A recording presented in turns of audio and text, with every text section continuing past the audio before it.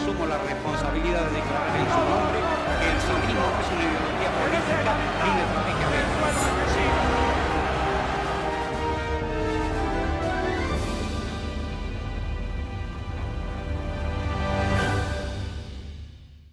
Bueno, aquí estamos nuevamente y en esta ocasión me gustaría que hablemos de un tema que es importantísimo. Hace poco se celebró un nuevo aniversario de aquel 25 de mayo de 1810, 213 años, si no me falla el número.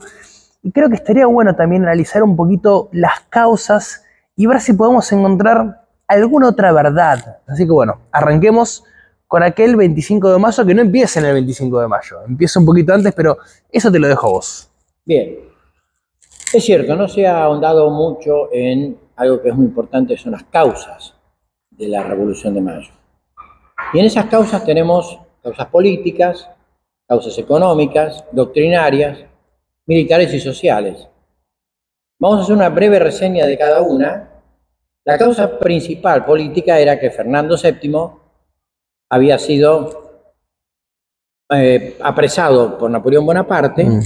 Entonces los destinos de España los tomaba una junta llamada la Junta Suprema Central, que se había reunido en Sevilla. Ahí es cuando le hace abdicar al padre de vuelta, después le da la coronel y el a su hermano que queda, el famoso Pepe Botella, y donde se pierde ese control que tenía España por parte de Fernando VII. Exacto. Bien. Entonces, la Junta Suprema Central es la que incluso designa al último virrey del Río de la Plata, que era don Baltasar Hidalgo de Cisneros. Dentro de las causas económicas, si bien al año anterior, en 1809, se había abierto el puerto de Buenos Aires por decisión del virrey en diciembre de 1809, sin embargo, seguía existiendo una especie de monopolio, y en esto tenía mucho que ver los comerciantes gaditanos. O sea, los comerciantes que de Cádiz eran pro-fernandistas y querían sostener un monopolio para este fenómeno del contrabando. Y por el otro lado, había un elemento patriota que sostenía la libertad de comercio. Y dentro de ese elemento estaba Manuel Belgrano, que había sido secretario del consulado, del Real Consulado de Buenos Aires. Estaba la figura de Mariano Moreno. Incluso Hipólito Vieites también había sido secretario del consulado. Dentro de las posturas o de las causas doctrinarias, se abrió camino lo que sería el derecho natural, y ahí lo teníamos al padre Francisco Suárez y al padre Mariana. Y por otro lado también estaba todo el legado de la Revolución Francesa, y sobre todo de quien luego va a ser el mentor por excelencia de Moreno, que era el ginebrino Juan Jacobo Rousseau, dado que Mariano Moreno va a traducir el contrato social. Pero omite toda la parte de la iglesia porque, como Rousseau era ateo y él no se podía meter con la iglesia, dijo, hago de cuenta que sobre esto Rousseau no dice nada en el contrato social y seguimos de largo el tema. Hablaba muy bien Francés Moreno. No solo francés, sino también en inglés. Perfectamente, sí, seguro. Bueno, la cuestión entonces es que estamos en esa semana de 1810 y llega al puerto de Montevideo una fragata inglesa de nombre John Paris, y esa fragata trae periódicos de Gran Bretaña donde refleja o muestra que había caído lo último que quedaba, que era el Consejo de Regencia. Ya prácticamente España estaba toda invadida por las fuerzas napoleónicas y no pudo continuar la Junta Suprema Central, termina en la isla de León, designa un Consejo de Regencia, pero ya no hay forma de solucionar el problema. Cuando estas noticias llegan a Buenos Aires, evidentemente se produce un gran alboroto, sobre todo entre el elemento intelectual de Buenos Aires, y entonces el virrey trata de salir adelante con un bando por el cual llama a la cordura, a no tomar ninguna decisión apresurada, a que había que convocar a los pueblos del interior para decidir lo que había que hacer, y espera a ver cómo va manejando esto momento a momento. La cuestión es que la historia oficial no dice la, digamos, verdad, si se quiere, porque de las actas y de las memorias de los integrantes de la primera junta se puede armar algo un poco más cercano a la verdad histórica. Y esto está en la obra del historiador Roberto Marfani. Entonces, Roberto Marfani dice que a la noche del día 19 lo fueron a ver al virrey, un militar, Martín Rodríguez, y un abogado, Juan José Castelli. Y fueron puntualmente a pedirle, supuestamente, dice la historia oficial, la reunión de un cabildo abierto. En realidad lo que le fueron a pedir fue la renuncia. Y el virrey le dijo, pero los mandos militares siguen estando bajo mi mando. No precisamente, señor virrey. No están bajo su mando en este momento. Entonces, inmediatamente, Cisneros manda a llamar a 2 alcaldes del cabildo, uno de ellos era Lezica, para que vean la forma de convocar a un cabildo abierto, pero por decisión del virrey. O sea, ante la presión de poder verse apretado o apurado por el pueblo para que renuncie, dijo, llama un cabildo abierto. De esa forma vemos cómo podemos ir apaciguando un poquito la cuestión. Exacto. Por supuesto que el clero era todo pro-fernandista, los comerciantes también, y había un elemento patriota que no tenía necesidad ni deseos de independencia. O sea, estábamos bien, digamos. Sí, había ideas independentistas única y exclusivamente en la personalidad de Moreno. Se convoca entonces a un cabildo abierto el día 21, se reparten 450 esquelas para la parte principal y más sana de la población, no todas llegaron a destino, y tampoco llegaron 450 personas a la sala capitular del cabildo, aunque era muchísimo más grande que el que tenemos ahora. Claro, porque ¿cuántas personas debía haber más o menos ese día? Unas 600 personas, 700 personas. Sí, en Buenos la Aires plaza. era una ciudad de unos 40.000 habitantes, Mm. pero muy pocos sabían leer y escribir, muy pocos participaban de la cosa pública, y entonces sí es que se llega al cabildo del 22 de mayo. Verdadero comienzo del proceso de emancipación. En ese cabildo, el que tomó la palabra, en primer lugar, fue el escribano, Núñez, quien, un poco repitiendo el argumento de Cisneros, considera de que no nos apresuremos, demos a las cosas el tratamiento que corresponde, invitemos a los pueblos del interior a que se incorporen luego a decidir las cuestiones de cómo iba a seguir eso. Y entonces surge la palabra del obispo Luey y Riega, Benito de Luey y Riega, que llega a decir que mientras haya un español en América, las tierras pertenecían a la corona de España. Eso puso loco a más de uno. A más de uno. Sobre todo el que tomó la palabra fue el doctor Juan José Castelli. Brillante exposición basada en la doctrina del padre Suárez, donde dice, normalmente se decía que la soberanía se recibe de Dios hacia el pueblo y el pueblo se la entregaba Al representante. a su representante. En realidad, la teoría preponderante a la de Bossuet. Y Bossuet decía, el poder se lo da Dios al monarca. En cambio, Castelli dice, el padre Francisco Suárez dice, el poder se lo da Dios al pueblo. El pueblo lo entrega a su representante y ausente ese representante, la soberanía retrovierte en el pueblo, que es quien va a decidir qué va a hacer. Entonces, en ese cabildo se ventilaron distintas opiniones, entre ellos, finalmente, la de Saavedra, que dice... Que no cabe duda que es el pueblo quien confiere autoridad a mando. Bien.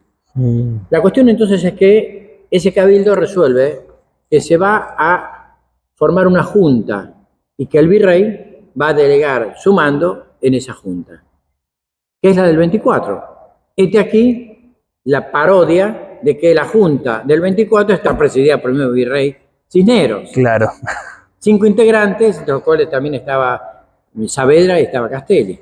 Por eso, la noche del 24, y bastante ya elevada la noche, se reúne en la casa de French, y French, como inspirado de lo alto, en un momento dice: ya tengo los nombres de quienes van a componer la junta del día de mañana.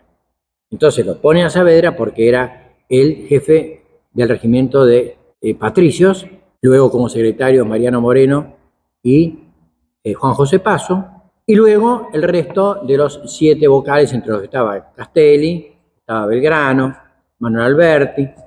Ahora, lo interesante de esto es que en el libro Vida y obra del doctor Mariano Moreno, escrito por su hermano Manuel Moreno, dice que llegaron a buscarlo a la casa y no estaba, Moreno estaba en la casa de unos amigos jugando a las cartas.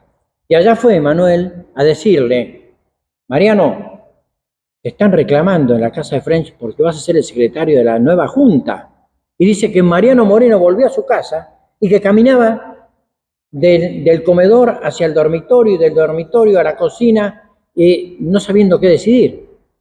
Belgrano tampoco se había enterado que iba a ser vocal. Y entonces acá, ¿cómo surge esa primera junta? Y ahí tiene que ver mucho esa presencia inglesa.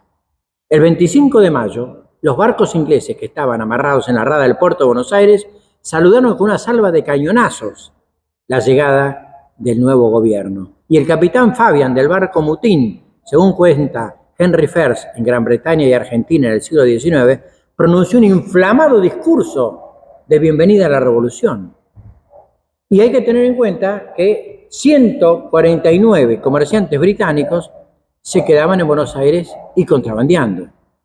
Es decir, un capitán que vino juntamente con la expedición de William Carr Beresford, que se llamaba Alexander Gillespie, escribió el libro que se llama Buenos Aires y el interior, dijo que durante la primera ocupación inglesa, a los 45 días que los ingleses estuvieron en Buenos Aires, hubo 49 habitantes patriotas de Buenos Aires que firmaron un libro de adhesión a su majestad británica.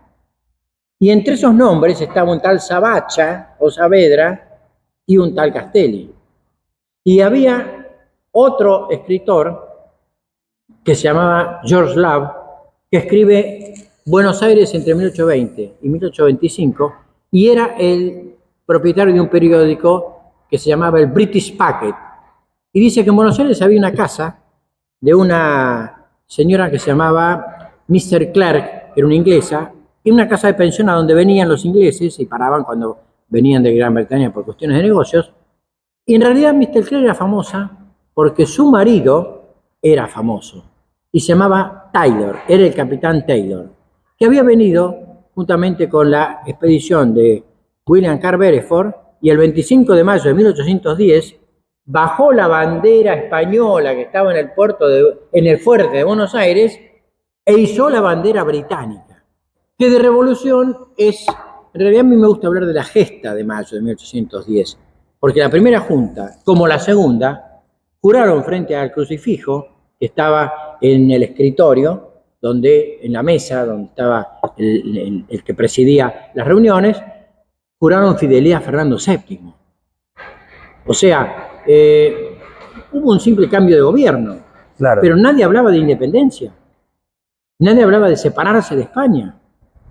Y además, era junta provisional porque fue en Buenos Aires, fue muy localista, cosa muy distinta de las 13 colonias británicas de 1776, cuando se declara o se lee y redacta previamente el acta de declaración de la independencia de los Estados Unidos, las 13 colonias estuvieron de acuerdo. Claro, hacen todos juntos, la revolución, la independencia, y al poco tiempo sacaron su constitución. Exactamente.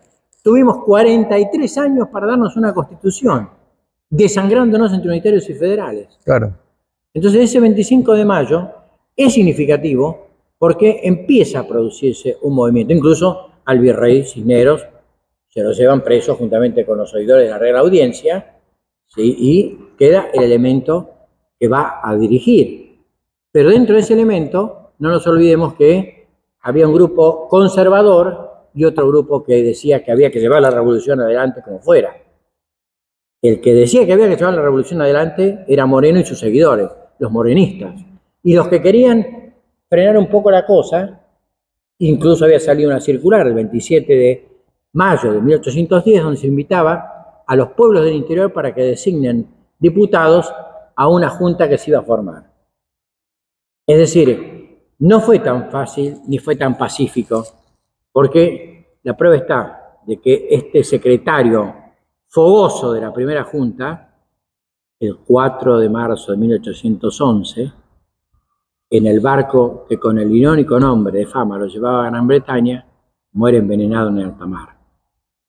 Entonces, es obvio, evidente, que le costó mucho a la revolución abrir ese camino.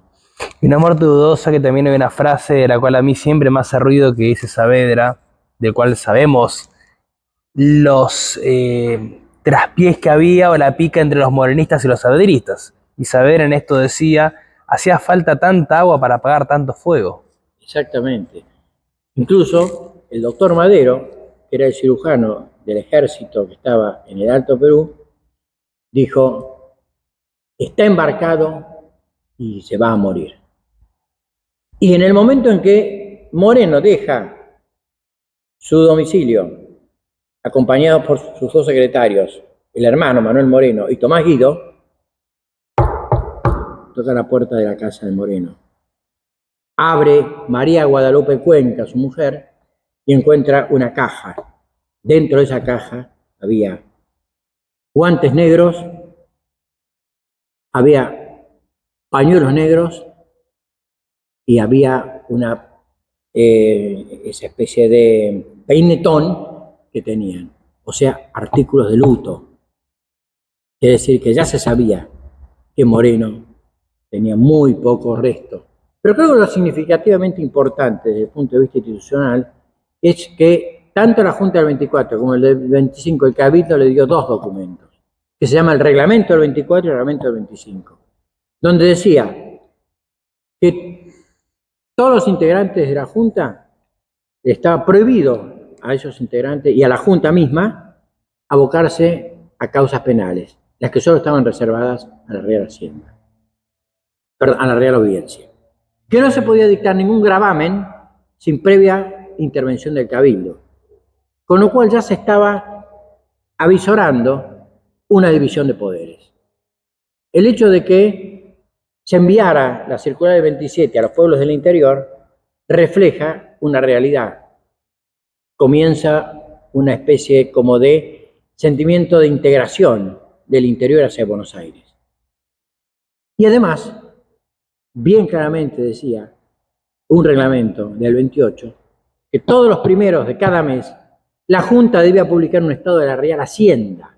O sea, a ver, ¿en qué se gasta el dinero que recaudaba el Cabildo? Y sobre todo y fundamentalmente, decía que cualquier habitante podía, en forma oral o escrita, acercarse a cualquier integrante de la Junta y ponerlo y solicitarle todo lo que se crea conducente al bien general.